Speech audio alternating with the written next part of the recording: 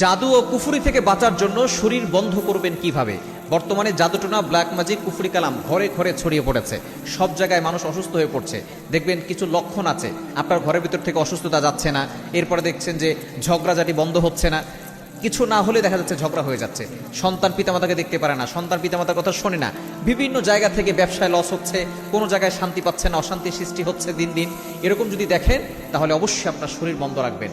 কেউ হয়তো আপনাকে ব্ল্যাক ম্যাজিক করে, কুফরি কালাম করে ক্ষতি করতে চাচ্ছে। কারণ নবীজি সাল্লাল্লাহু আলাইহি সাল্লাম ভালো মানুষ ছিলেন, তার মতো মহানবীকেও যদি ব্ল্যাক ম্যাজিক করা যায়, আমি আপনি কে বলেন? এজন্য এই জাদু থেকে বাঁচার জন্য শরীর বন্ধ রাখতে হবে। শরীর বন্ধ করা অনেক কঠিন কাজ না, একেবারে সহজ কাজ। আপনি 5 ওয়াক্ত নামাজ মাস্ট বি পড়বেন। নামাজ না পড়লে কোনো আমলে, কোনো কিছুতে কাজ হবে না।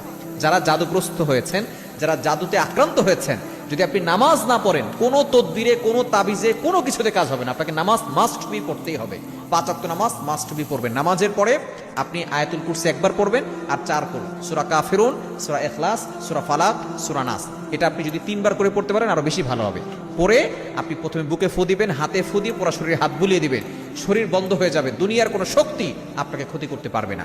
এমনকি আপনি যখন ঘুমাতে যাবেন, অজু করে ঘুমাবেন এবং আপনি এই আমলটা করে আয়াতুল কুরসি একবার পড়বেন, 4 কুল, সূরা কাফিরুন, ইখলাস, ফালাক, নাস, প্রত্যেকটা সূরা 3 বার করে পড়ার চেষ্টা করবেন। পরে আপনি বুকে ফু দিবেন, হাতে ফু দিয়ে পুরো শরীরে হাত বুলিয়ে দিবেন। আপনার শরীর বন্ধ থাকবে, সারা রাত ধরে কেউ আপনাকে ক্ষতি করতে পারবে না।